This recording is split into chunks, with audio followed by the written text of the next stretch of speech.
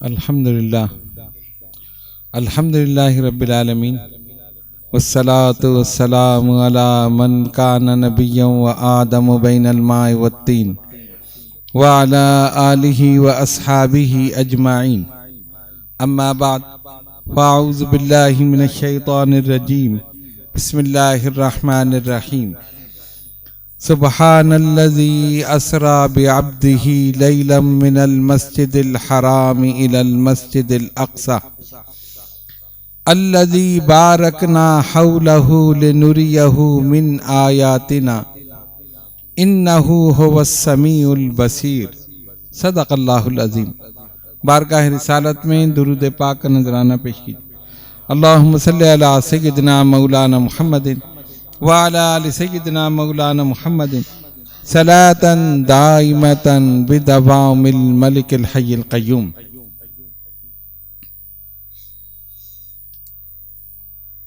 ان کی نگاہ ناز نے مست مجھے بنا دیا،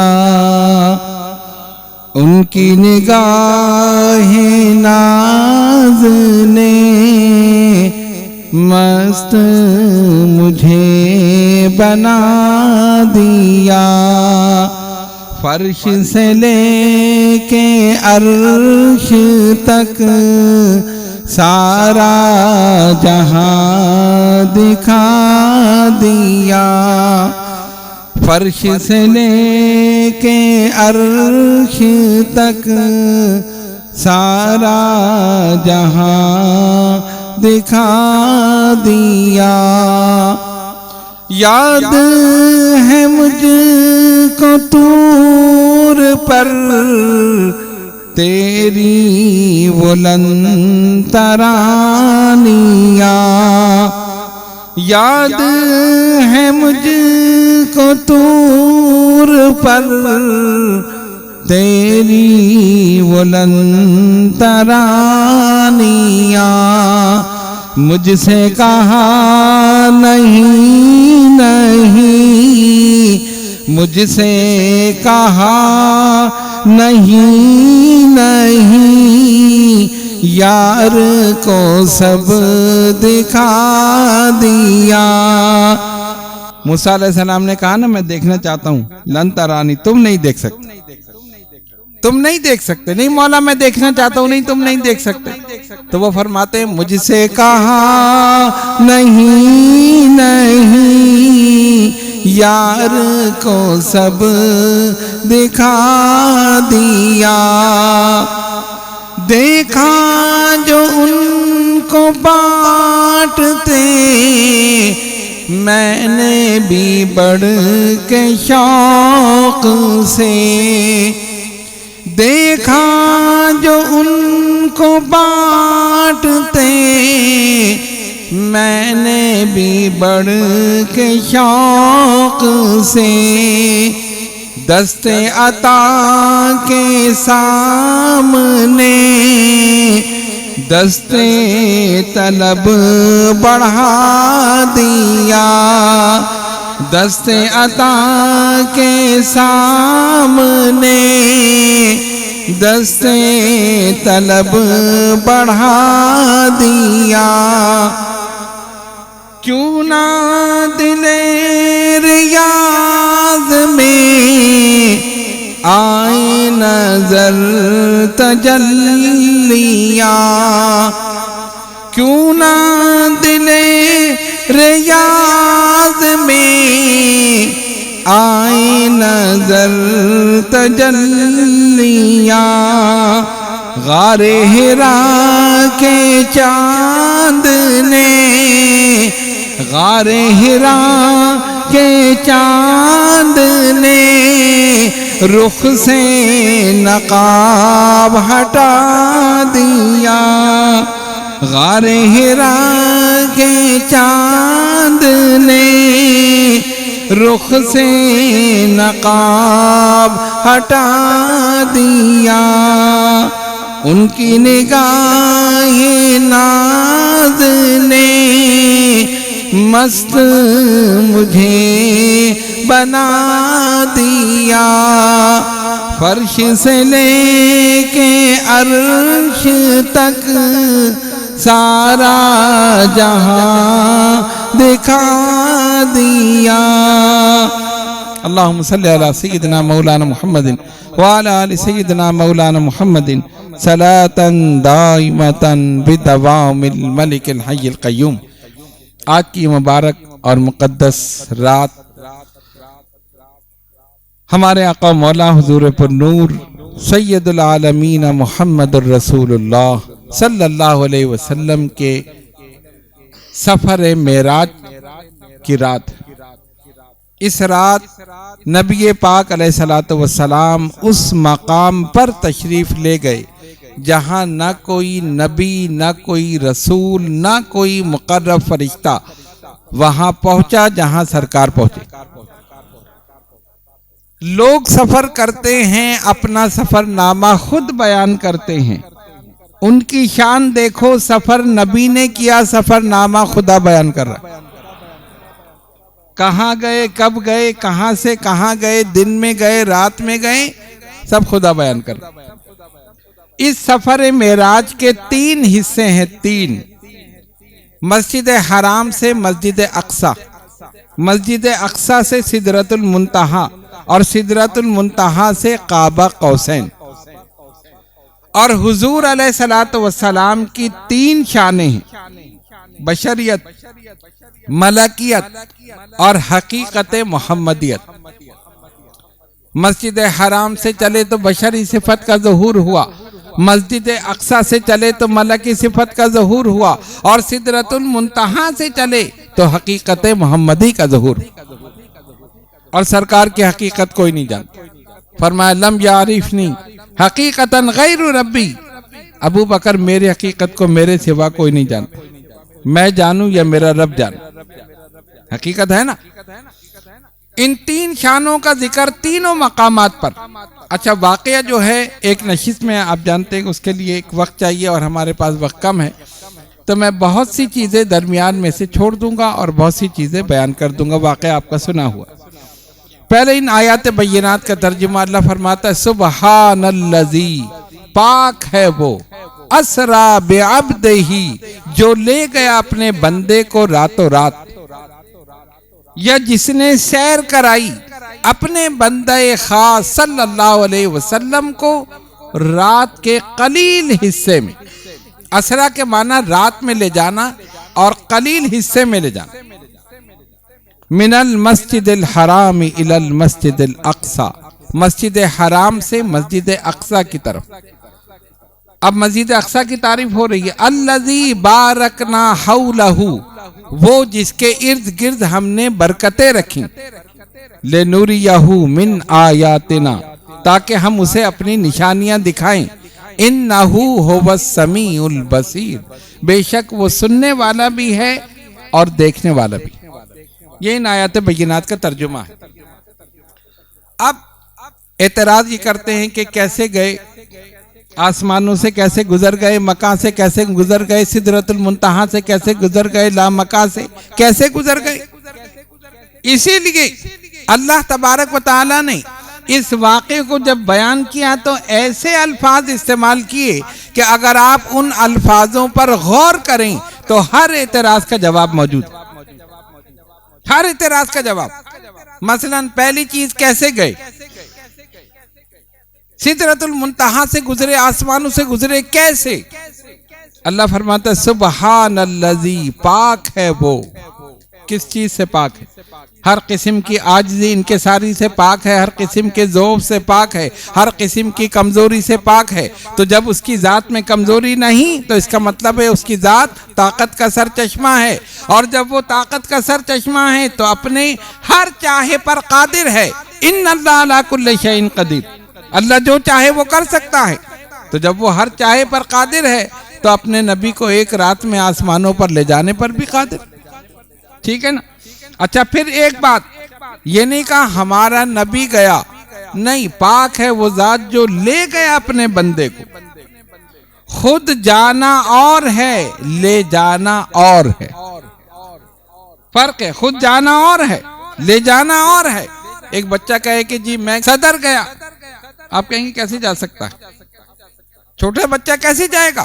اور اس کا باپ کہے میں اسے امریکہ لے گیا تو کوئی انکار نہیں کرے گا. تو ہم کہیں گے کیا بات ہوئی؟ جب یہ کہتے ہیں صدر تو آپ کہتے ہیں نہیں، اور جب اس کے باپ نے کہا امریکہ تو آپ خاموش رہے. تو کہے گا آپ جانے والے کو نہیں دیکھ رہے، لے جانے والے کو دیکھ رہے.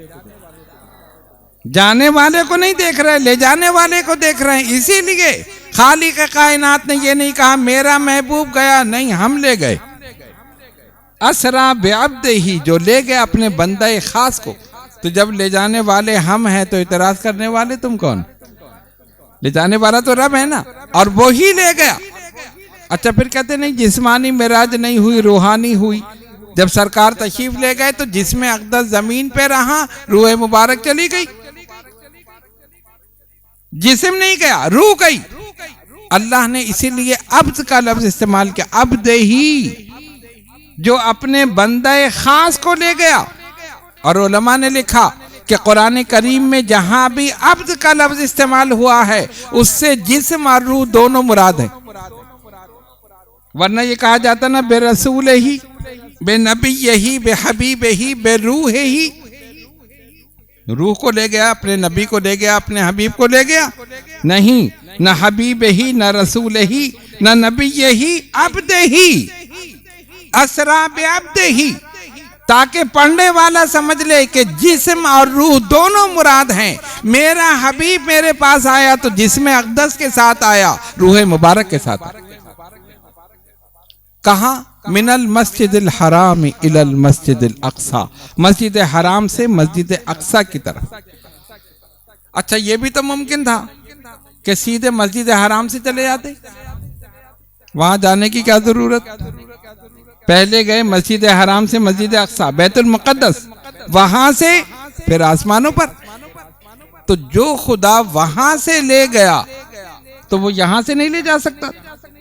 بھئی ممکن تھا نا، تو یہاں سے کیوں نہیں لے گئے؟ اللہ کی حکمت تو بہت ساری ہیں، صرف ایک یا دو میں آپ کے سامنے بیان کر دوں.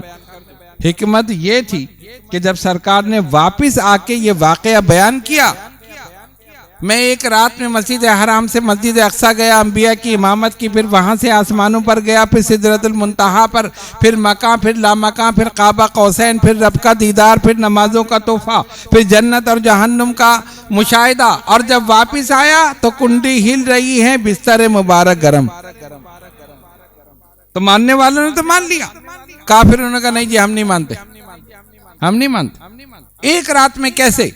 پھر کافروں نے کہا اچھا چلیں، آپ کہتے ہیں میں آسمانوں پہ گیا، میں جنت کا مشاہدہ کیا، جہنم کا. ہم نے نہ جنت کو دیکھا، نہ جہنم کو، آسمانوں کو، کسی کو نہیں دیکھا، لیکن ہم نے بیت المقدس کو دیکھا ہے. اور ہم جانتے ہیں کہ آپ نے نہیں دیکھا. اور حقیقت تھی کہ اس سے پہلے سرکار دو عالم علیہ السلام کبھی بھی بیت المقدس نہیں گئے. بھئی سرکار کا بچپن، جوانی وہیں مکے میں گزرا نا، اور کافر سارے وہیں تھے، اور وہیں معراج ہوئی، وہیں سرکار نے بیان فرمایا. تو کافروں نے کہا ہے محمد صلی اللہ علیہ وسلم ایسے سامنے آ کے بیٹھے. آپ کہتے ہیں آسمانوں پہ، آسمانوں کو ہم نہیں جانتے، جنت وغیرہ کو ہم نہیں جانتے، لیکن ہم بیت المقدس کو جانتے ہیں. اور آپ کہتے ہیں یہاں سے آپ وہاں گئے، کہاں گیا؟ آپ نے امامت کی؟ ہاں کی. تو پھر بتائیے بیت المقدس کی محراب کیسی، مسجد اقصی کی محراب کیسی ہے، وہ عمارت کیسی ہے، وہ کھڑکیاں کیسی ہیں، وہ دروازے کیسے ہیں؟ سب سامنے آ کر بیٹھ گئے. اگر آپ نے ساری نشانیاں بتا دی تو ہم مان لیں گے واقعی آپ گئے. حضور علیہ السلام فرماتے جب وہ میرے سامنے بیٹھے تو مجھے کچھ پریشانی ہوئی. کیوں؟ اس لیے. اب آپ کہیں گے جب گئے تھے تو بتا دیتے، جب گئے تھے تو بتا دیتے. بھئی آپ کسی مسجد میں نماز پڑھنے کے لیے جائیں، ٹھیک ہے نا، نماز پڑھ کے واپس آ جائیں، اور پھر میں پوچھوں کہ ہاں مسجد میں کتنے پنکھے لگے تھے، لائٹیں کیسی تھی، محراب؟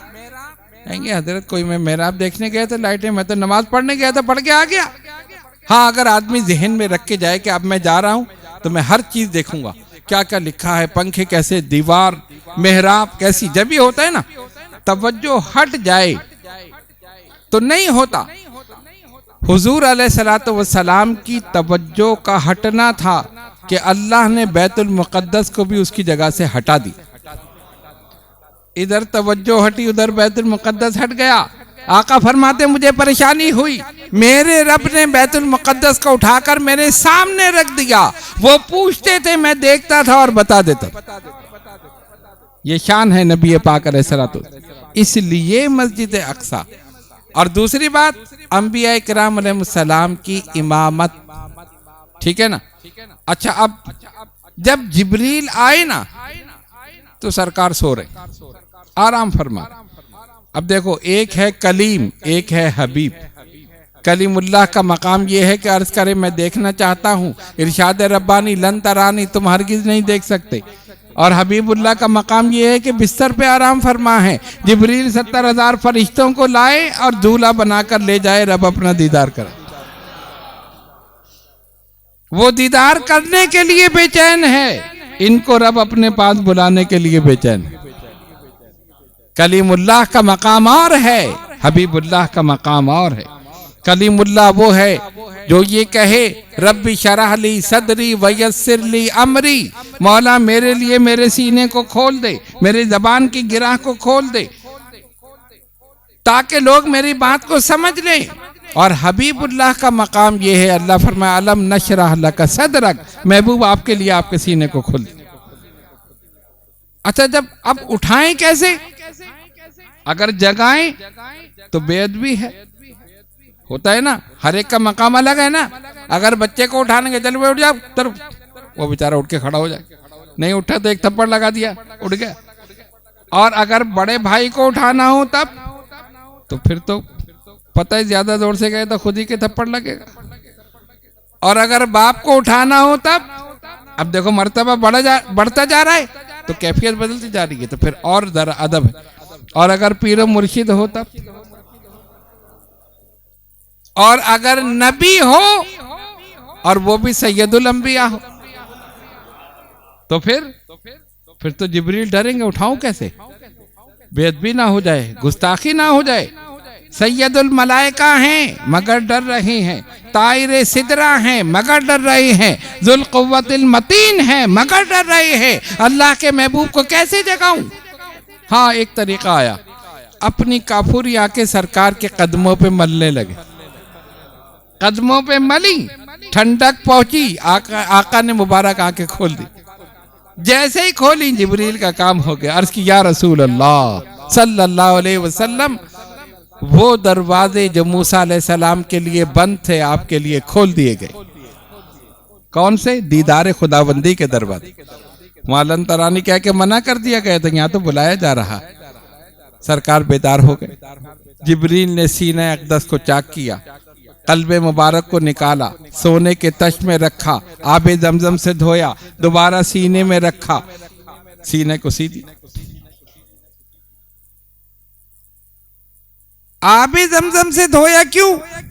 کیا معاذ اللہ اس میں کوئی خرابی تھی؟ بھئی دھویا تو اسے ہی جاتا ہے نا جس میں کوئی خرابی ہو, دھو کے صاف کر لو. کہتے ہیں نہیں, علماء نے لکھا آب زمزم کو نسبت تھی اسماعیل ذبیح اللہ کے قدموں سے, اب اس کو نسبت دینی تھی حبیب اللہ کے قلب مبارک سے, اس لیے اس سے دھویا. اور سونے کے تشت میں کیوں رکھا؟ پیتل کے تشت میں رکھ دیتے, چاندی کے تشت میں رکھ دیتے. سونا تمام دھاتوں میں سب سے افضل, اور قلب مصطفیٰ صلی اللہ علیہ وسلم تمام قلوب میں سب سے افضل, اس لیے افضل کے لیے افضل دھات کو لائے. دھویا جا رہا ہے کیوں؟ قلب مبارک میں کیا خرابی؟ ارے یہ قلب تو سارے قلوب کو صحیح کرنے آیا ہے, اس میں کیسے خرابی؟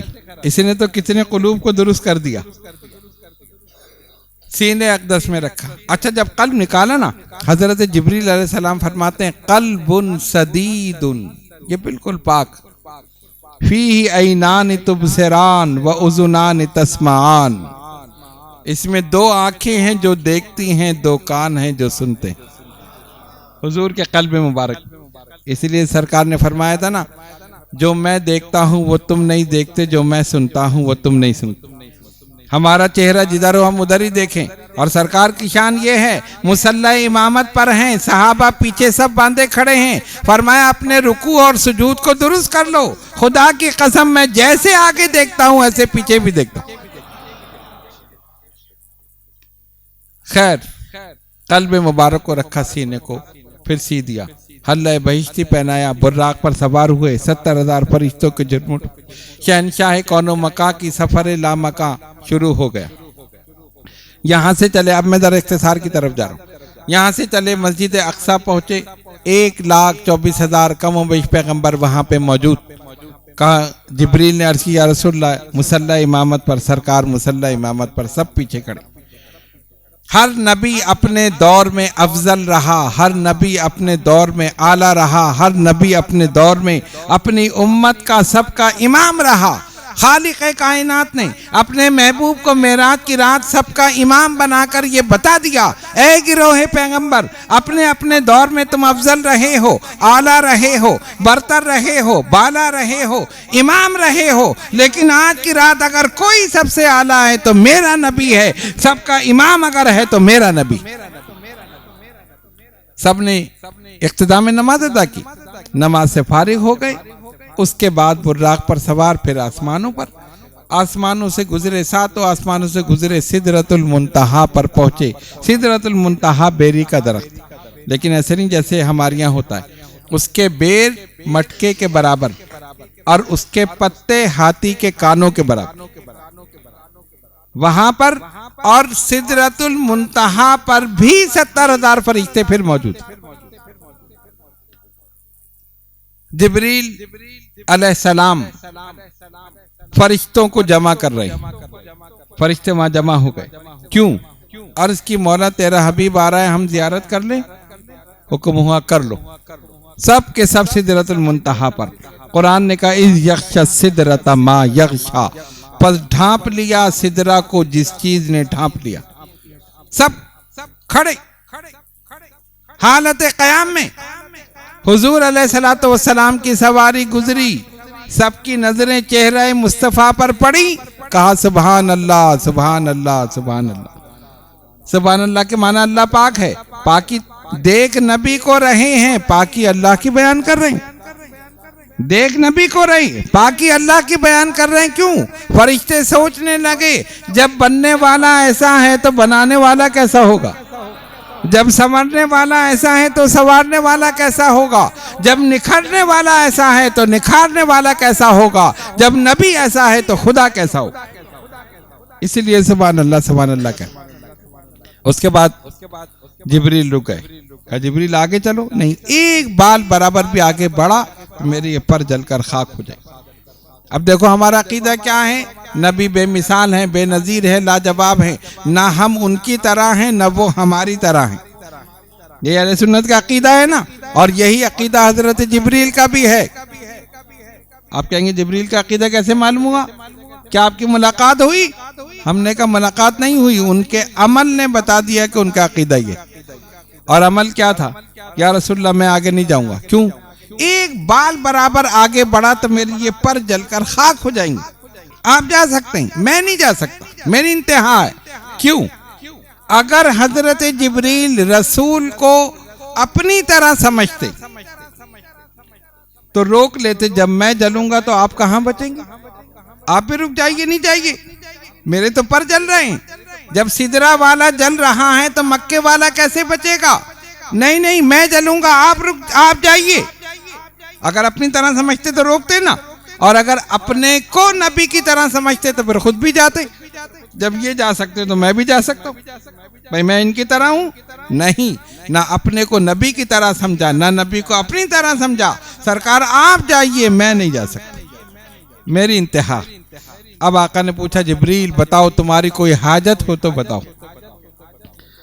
حضرت ابراہیم خلیل اللہ علیہ السلام کو جب آگ میں ڈالا جا رہا تھا تو حضرت جبریل آئے فرشتوں کو لے کر، پہلے رب سے عرض کی مولا میں جاؤں، تیرے خلیل کو آگ میں ڈالا جا رہا ہے۔ کہا جاؤ، اس کو میرے سوا کسی کی حاجت نہیں، اجازت ہو؟ کہا اجازت ہے، جاؤ۔ حضرت میکائیل کو لے کر آ گئے، پھر حضرت اسرافیل کو لے کر آئے، پھر حضرت اسرائیل کو لے کر آئے۔ اے ابراہیم خلیل اللہ، آپ کو آگ کی طرف لے جایا جا رہا ہے، حکم ہو کچھ میں مدد کروں، کوئی آپ کی حاجت؟ کہا مجھے اپنے رب کے سوا کوئی حاجت، جاؤ۔ حضرت جبریل کا گویا یہ احسان تھا حضرت ابراہیم علیہ السلام پر کہ انہوں نے اس موقع پر آ کر ان سے پوچھا کوئی حاجت ہو تو بتائے. آقا نے اس معراج کی رات جبریل کا وہ احسان اتار دیا. فرمایا جبریل تمہیں کوئی حاجت ہو تو ہمیں بتاؤ. اب ہم رب کی بارگاہ میں جا رہے ہیں اور جبریل نے کیا کہا؟ ایک حاجت ہے. اور وہ کیا ہے؟ قیامت کے دن جب پل صراط سے آپ کی امت گزرے تو مجھے اجازت ہو کہ میں اپنے پر بچھا دوں، کوئی اگر گرے تو اسے پروں پر لے لوں. فرمایا جاؤ حاجت پوری کر دی. اس کے بعد نبی پاک علیہ السلام آگے بڑھے. رف رف ایک سبز رنگ کا تخت، اسے کہتے ہیں رف رف، وہ آیا. اس کے ساتھ ایک فرشتہ تھا. آپ رونق افروز ہو گئے. تخت چلنا شروع ہو گیا. پھر ایک مقام آیا، وہ بھی رک گیا. پھر حضور علیہ السلام اسماء الہی کی بارگاہ سے گزرے. اللہ تعالیٰ کے جو نام ہے نا اسماء صفاتی، ان کی بارگاہ سے گزرے. اور علماء نے لکھا کہ جہاں سے گزرے وہی صفت پیدا ہو گئی.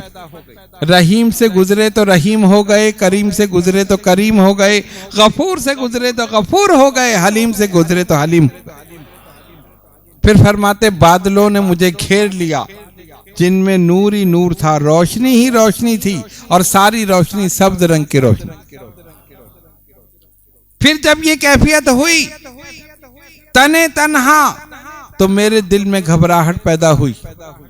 اور جب گھبراہٹ پیدا ہوئی تو ایک آواز آئی، قف یا محمد صلی اللہ علیہ وسلم ان ربک یصلی. اے محمد صلی اللہ علیہ وسلم ٹھہریے، آپ کا رب صلاۃ پڑھ رہا ہے. اچھا اب آپ کہیں گے گھبراہٹ کیوں ہوئی؟ بھئی وہ تو رب کی بارگاہ میں جا رہے ہیں، گھبراہٹ کیوں ہوئی؟ گھبراہٹ ہونا ایک حکمت تھی. حکمت یہ تھی کہ گھبراہٹ ہوتی ہے دل میں، دل ہوتا ہے سینے میں، سینہ ہوتا ہے جسم میں. اللہ نے اس لیے گھبراہٹ پیدا کی تاکہ لوگ سمجھ لیں کہ میرا حبیب جسم کے ساتھ گیا، خالی روح نہیں گئی، جسم کے ساتھ گیا. اچھا پھر جو آواز آئی وہ صدیق اکبر رضی اللہ تعالیٰ عنہ کی آواز کے بالکل مشابہ تھی، ملتی جلتی. تو اگر آپ کسی ایسے مقام پر ہوں جہاں کوئی بھی آپ کو نہیں جانتا، نہ آپ کسی کو جانتے، بلکہ کوئی ہو ہی نہیں، آپ بالکل تنے تنہا، تو کچھ گھبراہٹ محسوس کریں گے کہ یہاں تو کوئی بھی نہیں، میں اکیلا ہوں. ایک دم آپ کے کسی ایسے کی آواز آئی جس سے آپ بہت محبت کرتے، تو سکون ملے گا یا نہیں ملے گا؟ اسی لیے اللہ نے صدیق اکبر کی آواز کے مشابہ سرکار کو سنائی کہ میرے محبوب کو سکون انہی کی آواز سے ملتا ہے، ان کی آواز سنا. اس کے بعد اور آگے بڑھے. میں بہت سی چیزیں چھوڑ رہا ہوں، تفصیل بہت ہے لیکن وقت کیونکہ مختصر ہے. پھر اور آگے بڑھے، بہت ساری چیزوں کا مشاہدہ کیا. قرآن کہتا ہے ثم دنا فتدلی فکان قاب قوسین او ادنا. پھر وہ قریب ہوا، اتنا قریب ہوا کہ 2 کمانوں کا فاصلہ. قرآن نے کہا قاب قوسین. قاب کے معنی ہے مقدار، اور قوس کہتے ہیں کمان کو. اللہ نے لفظ استعمال کیا قاب قوسین، 2 کمانوں کی مقدار کا فاصلہ، 2 کمانوں کی مقدار. اچھا تیر اور کمان، تیر کمان جانتے ہو نا؟ کیا جانیں گے، آج کل زمانہ ہی نہیں، کلیشن کوف ہے، بس لیا چلا دیا، سب اڑا دیا بیٹھے بیٹھے. ہاں تیر کمان اس طرح جانتے ہو کہ ربیع الاول میں ملتی ہے، وہ بچوں کے لیے، وہ سب چلا چلا کے ایک دوسرے کو مارتے رہتے. وہ تیر کمان پہلے وہی جنگ میں استعمال ہوتی تھی. تو جب 2 قبیلوں میں لڑائی ہوتی تھی اور لڑائی کے بعد وہ دونوں ملتے تھے تو کیا کرتے تھے؟ ایک پہاڑ پہ جا کے دونوں کمانوں کو ایسے ملا کے فضا میں بلند کرتے تھے اور اس سے تیر چھوڑتے تھے. دونوں کمانیں مل گئیں، اس سے تیر چلایا اور تیر نیچے جا کر گرتا تھا. دیکھنے والے سمجھ لیتے تھے یہ 2 قبیلے لڑنے کے بعد مل گئے، اور ایسے ملے ہیں کہ اب اس کا دشمن میرا دشمن، اس کا دوست میرا دوست.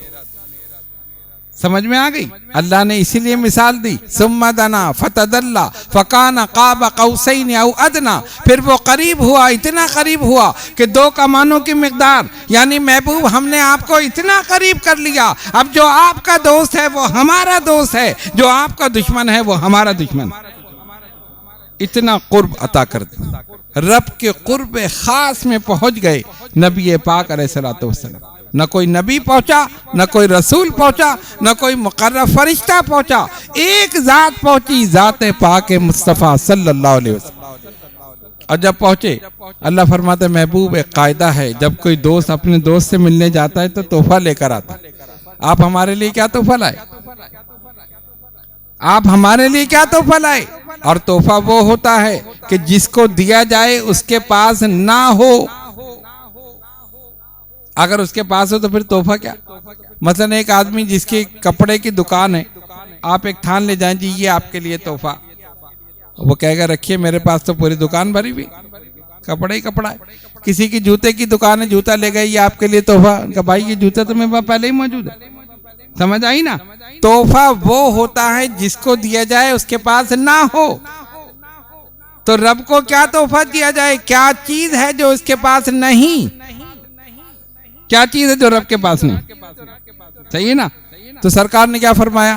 التحیات للہ والصلوات والطیبات، میری ساری مالی بدنی عبادتیں مولا صرف تیرے لیے۔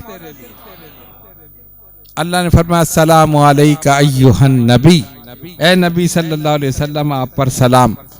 سرکار نے فرمایا مجھے اکیلے پر نہیں، السلام علینا وعلی عباد اللہ الصالحین، میری گناہگار امت پر بھی سلام۔ اس کے بعد ایک تحفہ ملا 50 نمازوں کا، اے محبوب صلی اللہ علیہ وسلم 50 نمازیں آپ کی امت پر فرض کرتی۔ حضور نے فرمایا ٹھیک، تحفہ لے کر آئے۔ سرکار فرماتے میں جیسے ہی آگے بڑھا تو موسیٰ علیہ السلام کھڑے تھے، یا رسول اللہ صلی اللہ علیہ وسلم کیا تحفہ ملا؟ کہا 50 نہیں پڑھیں گے یہ؟ اچھا جائیے واپس۔ حضور پھر واپس کتنی؟ کہا چلو 45۔ پھر آئے، کہا یہ بھی نہیں پڑھیں گے، پھر گئے 40، پھر 35، پھر 30، ہوتے ہوتے کتنی رہ گئی؟ 5۔ موسیٰ علیہ السلام نے فرمایا یہ بھی نہیں پڑھیں گے۔ صحیح کہا تھا؟ نہیں پڑھے؟ کتنی صحیح بات کہی تھی؟ آپ سوچ رہے ہوں گے ایک چکر اور ہو جاتا تو یہ بھی کہتے، یہی سوچ رہے۔ سرکار نے فرمایا نہیں، اب میری غیرت گوارا نہیں کرتی، امت یہ بھی نہیں پڑھے گی، نہیں اب میں نہیں جاتا۔ اب سوال یہ پیدا ہوا، اچھا یہ جب سنا نا تو وہ جو ہے نا جن کی نیتوں میں فطور ہے انہی کی تو عقلوں کا قصور ہے، انہوں نے کہا اچھا اس کا مطلب ہے کہ تمہارے نبی کو علم غیب نہیں؟ کہ کیوں؟ علم غیب کہاں سے آگیا بھائی بیچ میں، یہ تو واقع میرا آج ہے۔ کہتے دیکھو تم کہہ رہے ہو نا اللہ نے 50 فرض کی، پھر سرکار گئے آئے بار بار چکر لگانے سے کتنی رہ گئی؟ 5۔ تو اگر نبی کو علم غیب ہوتا تو جب 50 فرض ہوئی تھی اسی وقت کہتے تھے نہیں یہ نہیں پڑھ سکتے، مولا 5 کر دے، ایک ہی چکر میں واپس، بار بار جانے آنے کی کیا ضرورت؟ یہ اعتراض کتنا بھونڈا اعتراض ہے نا۔ اب اس کا جواب کیا ہے؟ ہم نے کہا اچھا یہ بات ہے، نبی کو نہیں تھا؟ کہہ رہے نہیں ہے، ان کا پھر اللہ کو تو تھا، اللہ کو تو تھا، اس نے کیوں نہیں 5 کر دی پہلے؟ اس کو تو پتا تھا نا کہ میں 50 کروں گا، پھر میرا محبوب آئے گا، پھر جائے گا، پھر آئے گا، پھر میں 5 کروں گا، اس نے کیوں نہیں کر دی؟ کہتے نہیں اس میں تو اس کی حکمت ہے۔ ہم نے کہا اس میں نبی کی مصلحت، اگر حکمت ہے تو مصلحت ہے۔ اور میرے دوستوں یہاں تو معاملہ ہی کچھ اور تھا، رب بھی جانتا تھا کہ میرے محبوب بار بار آئیں گے اور سرکار بھی جانتے تھے، لیکن مسئلہ کیا تھا؟ رب چاہتا تھا میرے محبوب آئے اور محبوب چاہتے تھے بار بار میں رب کا دیدار کروں، مسئلہ تو یہ تھا۔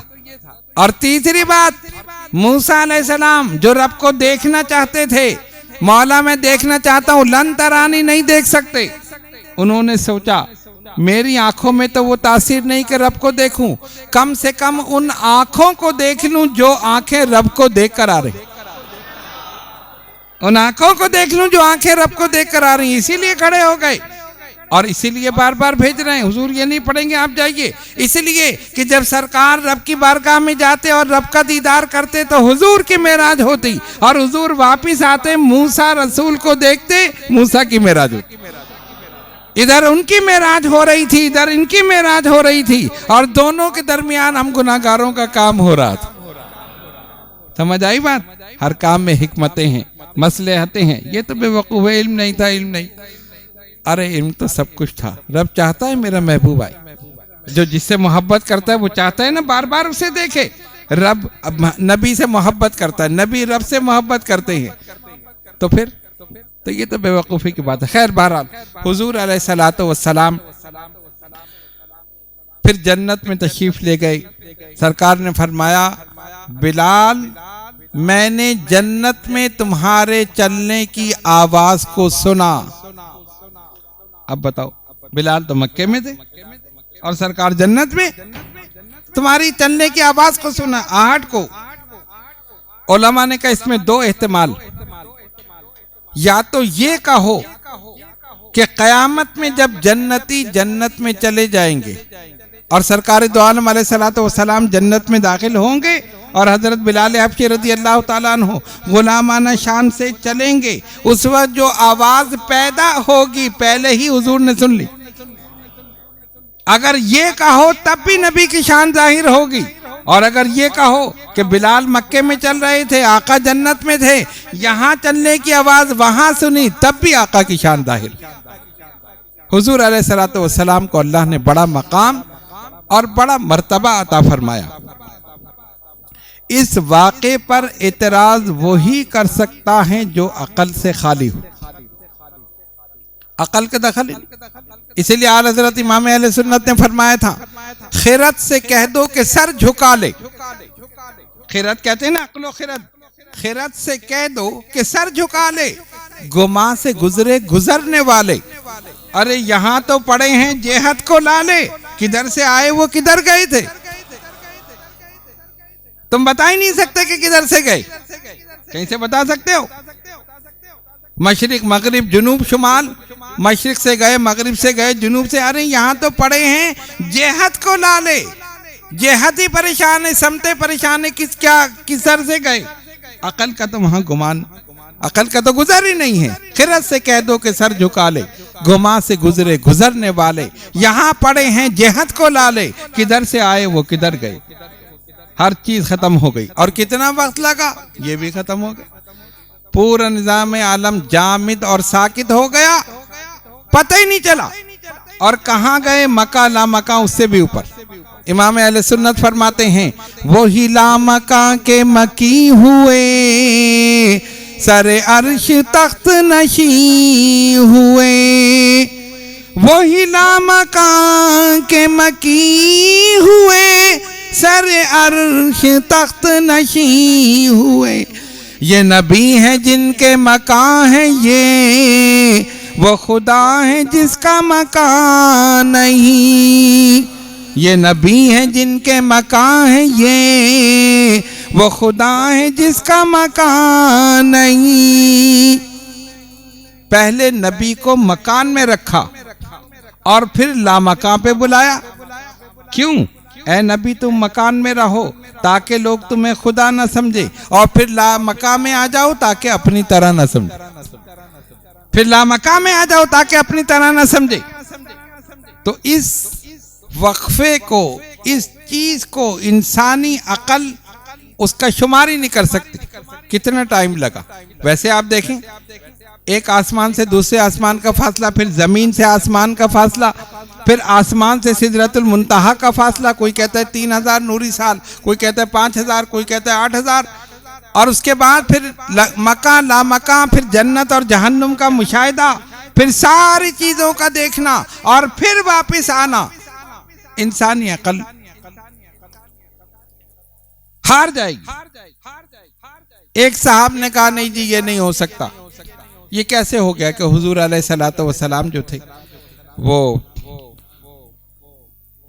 ایک آن میں گئے، اور پھر اتنا لمبا جو چیز آپ بتا رہے ہیں یہ کیسے ہو سکتا ہے؟ اچھا واقعہ کب ہوا؟ حضور سیدنا غوث اعظم شیخ عبد القادر جیلانی حسن الحسینی رضی اللہ تعالیٰ عنہ واقع معراج بیان کر رہے ہیں۔